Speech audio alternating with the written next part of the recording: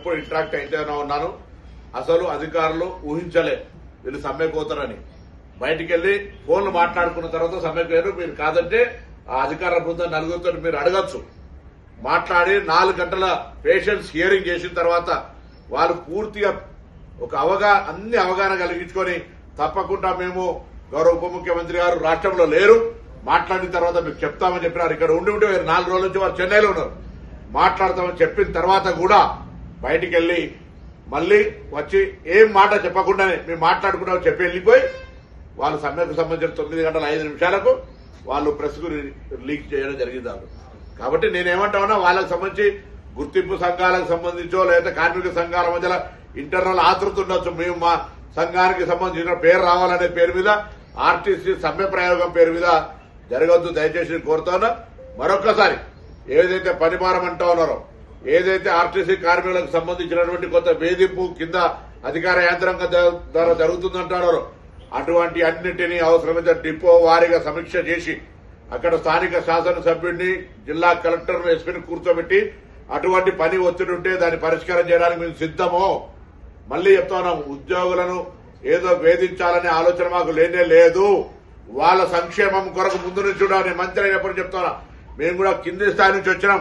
కార్మికులకు సంబంధించిన ఆర్టీసీ సంస్థ యొక్క పని విధానాలు, అందులో పనిచేసేటువంటి కుటుంబాలు అనేకమైనటువంటివి నాకు సన్నిహితంగా ఉన్నటువంటి నా నియోజకవర్గం కావచ్చు, రాష్ట్రం కావచ్చు, 20-30 సంవత్సరాల ప్రజా జీవితం లోపల వాళ్ళతో అనేక సందర్భాలు ఇంటరాక్ట్ అయినాం. కాబట్టి ఎటువంటి 1% కూడా కక్ష సాధింపు గాని వేధింపు ఆలోచన లేనటువంటి ప్రభుత్వంగా నేను తప్పకుండా ఈ ప్రభుత్వాన్ని అప్రిషియేట్ చేస్తా.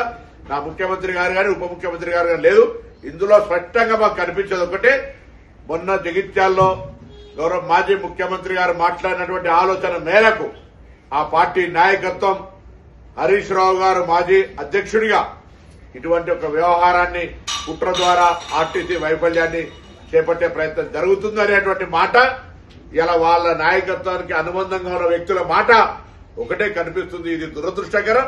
నేను మరొక్కసారి కార్మికులందరికీ, ఒకవేళ సంఘ నాయకులు ప్రభుత్వం నిరసన చెప్తే చెప్పండి, కానీ అందులో పనిచేస్తున్న ఉద్యోగస్తులు, అక్కా చెల్లెళ్లు, అన్నదమ్ములు అందరూ కూడా మీరు బాధ్యతగా పేద ప్రజలకు లైఫ్ లైన్ అయినటువంటి గ్రామీణ ప్రాంతాల నుంచి వైద్యం కొరకు, విద్య కొరకు, ఉపాధి కొరకు 65 లక్షల మంది బస్సును వాడుతా ఉన్నారు. వాళ్ళ అంశంలో మానవతా హృదయంతో వ్యవహరించాలి. నేను ప్రభుత్వంగా మరొకసారి చెప్తున్నా, మీ అంశాలన్నీ 32లో మీరు పని భారము ఇతరత్ర అన్ని అంశాలకు సంబంధించి 29 అంశాలను అక్రాస్ టేబుల్ గా వెంటనే నిర్ణయం చేయడానికి సిద్దం. తప్పుడు ప్రచారం వద్దు. ఆ 3 అంశాలకు సంబంధించి సాంకేతికమైన అంశాలను 4 అధికారుల కమిటీ అది కూడా పరిష్కారం 4 వారాల లోపల చూపెడుతుంది అనే మాటని సందర్భంగా మనం చెప్తాం. చెప్తున్నా కదా, చంద్రశేఖరరావు గారు మాట్లాడిండ్రు, హరీష్ రావు గారు దీని వెనుక ప్రాబల్యము టీఆర్ఎస్ పార్టీ వారం చేస్తుంది. లేకపోతే ఇలా ఎందుకు జరుగుతోంది కార్యక్రమం? ఆర్టీసీ పరంగా మేము ఏం బెనిఫిట్స్ ఇవ్వలేదు. మీకు లిస్ట్ ఇస్తాను. ఇలా 2000 సంబంధించిన 13 పెండింగ్ బాండ్స్ ఇచ్చినాము. 2017 మేము వచ్చిన తర్వాత 2017లో పెండింగ్ ఉన్నటువంటి పీఆర్సీ క్లియర్ చేసినాము. 2025 పీఆర్సీ ఇవ్వాలి, 21 పీఆర్సీ ఇవ్వాలి. దానికి సంబంధించి కూడా ఆర్థిక పరమైన భారం పడుతుంది. ఇప్పుడిప్పుడే కోలుకొని మూలిగే నక్క మీద తాడిపండు వడద్దనేటువంటి ఆలోచనతో జరుగుతారు. ఎక్కడా పోదు ఒక్క రూపాయి కూడా వాళ్ళకి అందరికి లాభం జరుగుతుంది. మరి దాని తర్వాత ఈ పీఎఫ్ సిసిఎస్ కు రోజు నెలకు 10 కోట్ల రూపాయల పెండింగ్ అన్ని పేమెంట్ చేస్తా ఉన్నాం. ఇన్ని కార్యక్రమాలు జరగంగా కూడా వాళ్ళు అట్లా మాట్లాడితే ఇది దురదృష్టకరం. దీని వెనుక తప్పకుండా రాజకీయ కుట్ర ఉంది. 32 డిమాండ్స్లలో ఆర్థిక పరంగా ఉన్నాయి కూడా 29 అంశాలను మేము ముందు ఇలా మళ్ళీ చెప్తా ఉన్నాం. ఆర్థిక పరంగా ఉంటే కూడా ప్రభుత్వం ఆర్థిక పరంగా బరువు మోయడానికి సిద్ధంగా ఉంది. 29 అంశాలను పరిష్కారం చేస్తాము. పీఆర్సీ అనేటువంటిది దానికి సంబంధించి అది కూడా పరిష్కరించాల్సిందే. కమిటీలకు ఏదైతే ఎన్నికలకు సంబంధించో కూడా పరిష్కరించాల్సిందే. విలీనం సంబంధించి కూడా ప్రభుత్వం స్పష్టత ఇవ్వాల్సిందే. నేను వాటిని కొంత జటిలము, కొంత దానికి సంబంధించిన చర్చలు, మంచి చెడు, గుడ్ బ్యాడ్ ఏ విధంగా అనేటువంటి అంశానికి సంబంధించి గత కమిటీ పనిచేయలే. గత కమిటీ పనిచేస్తుంది అనుకున్నాం. గత కమిటీ పనిచేయని సందర్భంలో మేముగా కొత్తగా 4 సంబంధం ఉన్నటువంటి అధికారుల ద్వారా మరి కమిటీ కార్యవర్గాన్ని వేసినాం. ఆ కమిటీ నివేదిక ఇచ్చి మీకు సమస్యను చెప్పడానికి సిద్ధంగా ఉన్నప్పుడు కూడా మీరు సమ్మెలోకి వెళ్తే పొరపాటు. మీరు 41 రోజులు ఆగినాం కదా, అరే 41 రోజులకు 4 వారాలకు మునిగిందేంది? 4 వారాలు మీతో అధికారులు సంప్రదింపులు స్టార్ట్ అయినాయి కదా, 41 రోజుల లోపలే సంప్రదింపులు జరుగుతున్నప్పుడు ప్రక్రియ కొనసాగదా? దానికి జవాబు చెప్పి వాళ్ళ ద్వారా ఒత్తిడి చేయడానికి ప్రభుత్వం మీదకు మీకు అవకాశం ఉంది కదా. నలుగురు కూడా మంచి సానుకూల పాజిటివ్ ఆఫీసర్స్, వికాస్ రాజ్ గారు, దాన కిషోర్ గారు, సందీప్ సుల్తానియా గారు, నాగిరెడ్డి గారు. ఒకవేళ ఆర్టీసీ ఎండీగా వారి ఆలోచన వేరున్నా ఈ ముగ్గురు అధికారులు కూడా వివిధ, ఒక ఆర్థిక మంత్రి, ఆర్థిక శాఖ అధికారి, ఒక కార్మిక శాఖ అధికారి, ఒక రవాణా శాఖ ఉన్నతాధికారి, ముగ్గురు మీ సంక్షేమం గురించి ఆలోచించేటువంటి వాళ్ళే. మేము లేకపోతే సంబంధం లేని ఎవరినో నియంత్రణలాగా తీసుకొచ్చి పెట్టి మిమ్మల్ని అణచివేయాలని ఆలోచనతోట్లేమే డీజీపీని పెట్టలేదు ఇలా మేము, లేదా ఇంకొక కొంతమంది ఆటుకోరు ఉండేటువంటి ఆఫీసర్స్ దీన్ని మేనేజ్ చేయగలిగే వాళ్ళని అట్లా పెడతలేదు. మేము పరిష్కారం చేయాలని ఆలోచనతో ఉన్నాం. మళ్ళీ చెప్తానా, యావత్ తెలంగాణ ప్రజలకు కూడా నేను చెప్పదలుచుకున్నాను. 32 అంశాల్లో సాంకేతికమైనటువంటి ఆర్థిక పరంగా హెచ్చుగా బరువు పడేటువంటి పీఆర్సీ యూనియన్స్, అవి యూనియన్స్ కు సంబంధించి, లేదా ఈ రోజు విలీనం 1వ తారీఖు జీతాలు ఇస్తా ఉన్నాం, పెండింగ్ అని చేసుకొని పోతా ఉన్నాం. ఆయన ఆధారబాధాలుగా చేసిన దాన్ని ఎన్నికల ముందర 50,000 కుటుంబాలు వ్యతిరేకంగా ఉన్నాయి కాబట్టి అని ఇంటెలిజెన్స్ నివేదికకు నోటిఫికేషన్ వచ్చినాక 9 తారీఖు నాడు 9 నెలల ఇవన్నీ చేసినప్పుడు కొత్త వ్యవస్థ ఉన్నది. అవి కూడా మేము ఎప్పుడు కూడా చెప్పలే, సాంకేతికంగా ఉన్నాయి కాబట్టి సమయం కావాలని కమిటీలు వేసినాము. గతంలో మా కమిటీలో దయచేసి ఆ మాట కూడా మళ్ళీ ఎప్పుడు కూడా దయచేసి కార్మిక సంఘాలు మాట్లాడద్దు. కాలయాపన పేరు మీద కమిటీలు వేస్తున్నాం. మేము కమిటీ మొదటి కమిటీ, మీరంతా ట్రాన్స్పోర్ట్ చూసేటువంటి వ్యవహారంలో ఉన్నటువంటి వాళ్ళు, మేము ఎన్నడేం కమిటీలు వేయలే, ఫస్ట్ టైం కమిటీ. కాబట్టి దయచేసి 32 సమస్యల 29 అక్రాస్ ది టేబుల్ పరిష్కారం చేయడానికి మేము ఎవరు చొరవ తీసుకున్నా మేము రెడీ. ఆర్టీసీ కార్మికులు ఎదుర్కొంటున్నటువంటి సమస్యల మీద తెలంగాణ రాష్ట్రంలో కార్మికులందరూ కూడా జేఏసీగా ఏర్పడి ఆందోళన చేస్తున్న విషయం అంతా తెలిసిందే. రాష్ట్ర ప్రభుత్వం యొక్క మొండి వైఖరి వల్ల, రాష్ట్ర ప్రభుత్వం అనుసరిస్తున్నటువంటి నిర్లక్ష్య వైఖరి వల్ల విసిగిపోయి ఈ ప్రభుత్వం మీద స్పందించేది, ఈ ప్రభుత్వం ఆ సమస్యలు పరిష్కరించారు, ఇది అబద్దాల ప్రభుత్వము, మోసపూరితమైన ప్రభుత్వం అని చెప్పి కుమిలి బాధపడి ఆవేదనతో నర్సంపేటకు సంబంధించినటువంటి శంకర్ గౌడ్ అనేటువంటి ఆర్టీసీ కార్మికుడు డ్రైవర్ మొన్న ఆత్మహత్యా ప్రయత్నం చేసుకోవడం, నేను అర్ధరాత్రి చనిపోవడం నన్ను తీవ్ర ఆందోళనకు దిగ్భ్రాంతి గురి చేసింది. ఇది చాలా దారుణమైనటువంటి సంఘటన, ఘోరమైన సంఘటన. తెలంగాణ సమాజం అంతా కూడా ఇవాళ బాధపడుతున్నారు. ఇవాళ ఇన్ని వేల మంది కార్మికుల కోసము ఇవాళ శంకర్ గౌడ్ వాళ్ళ బలిదానం అయిపోయాడు. దానికి ఇది ఆత్మహత్య కాదు, రాష్ట్ర ప్రభుత్వము నిర్లక్ష్యంగా వ్యవహరించడం వలన ఆయన ఆత్మహత్య చేసుకుంటే ఇది రాష్ట్ర ప్రభుత్వం చేసిన హత్యగా ఇలా భారతీయ జనతా పార్టీ భావిస్తున్నది. ఇలా వాళ్ళ సమస్యల కోసం ఆందోళన చేసేటప్పుడు వాళ్ళని పిలిచి, చర్చలకు పిలిచి, వాళ్ళని ఒప్పించి, మెప్పించి సంధానించిన ప్రభుత్వము దాన్ని భిన్నంగా గత ప్రభుత్వం ఏ విధంగా చేసిందో వార్నింగ్లు ఇచ్చి బెదిరించే ప్రయత్నం చేయడం ఇంతకంటే మూర్ఖత్వం ఇంకోటి కాదు. ఇలా 39,000 మంది కార్మికులు ఇలా సమ్మెలో పాల్గొంటున్నారు. దాదాపు 10,000 బస్సులు ఆగిపోయినాయి. ప్రతిరోజు 60 లక్షల మంది పేద ప్రయాణికులు ఇబ్బంది పడుతున్నారు ఈ సమ్మె వల్ల. ఈ రాష్ట్ర ప్రభుత్వానికి వేరే విషయంలో శ్రద్ధ ఉంటుంది, కానీ ఇంత పెద్ద సమ్మె జరుగుతున్నది అన్నటువంటి సోయి రాష్ట్ర ప్రభుత్వానికి లేదు. పరిస్థితి ఏంటంటే ఆర్టీసీ కార్మికులు ఉద్యోగంలో ఉన్నంతసేపు మాత్రం ఉద్యోగం, వాళ్ళ పదవీ విరమణ పొందినాక వాళ్ళ శాలరీ ఎంత అంటే ఆసరా పెన్షన్ కంటే తక్కువ వస్తుంది. ఆసరా పెన్షన్ కంటే వాళ్ళ పెన్షన్ తక్కువ వస్తుంది. అంత ఘోరమైన బతుకులు వాళ్ళ.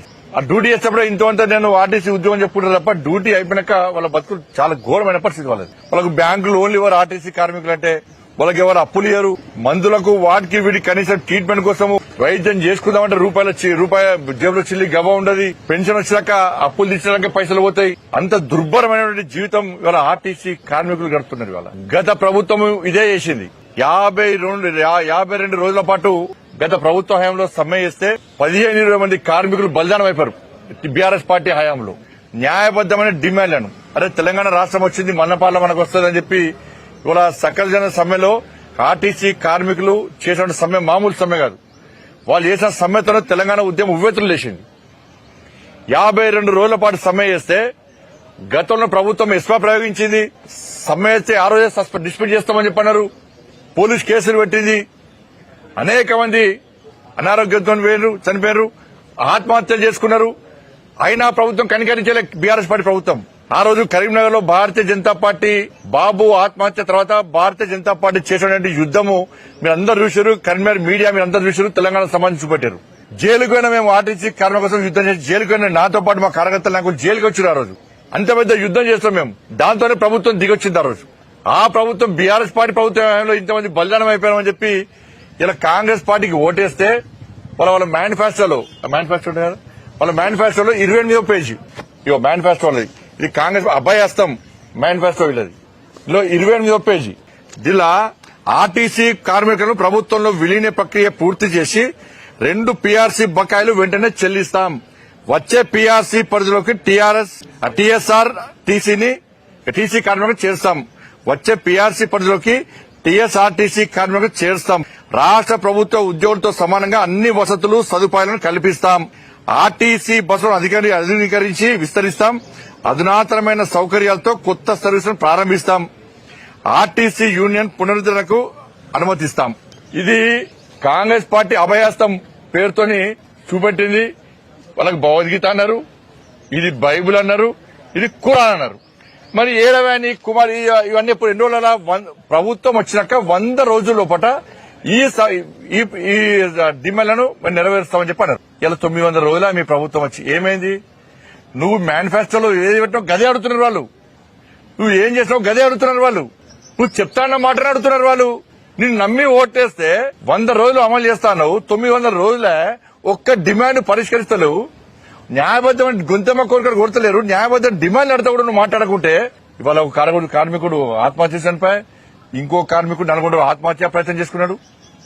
నేను కార్మికులకు అప్పీల్ చేస్తున్నా, మీ కుటుంబాలు అనాథలు చేయకండి. ఉండి కొట్లాడాలి దమ్ము మీకు ఉంది. వాళ్ళ తెలంగాణ ఉద్యమాన్ని చేసిన మీరు సకల జన సంబంధించిన ఉవ్వెత్తులు లేచిన మీరు పానలు టైర్లు పట్టుకొని రాడ్లు పట్టుకొని రోడ్ల మీద దమ్మెందో చూపెట్టారు.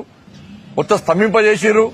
దమ్మున్న కార్మికులు మీరు ఇవాళ మీరు బలిదానం చేసుకుంటే మీ కుటుంబాలు అనాథలవుతాయి.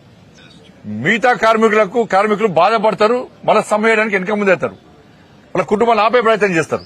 కాబట్టి ఉండి కొట్లాడదాం. మనం ఉండి కొట్టాలి, సాధించే ప్రయత్నం చేద్దాం.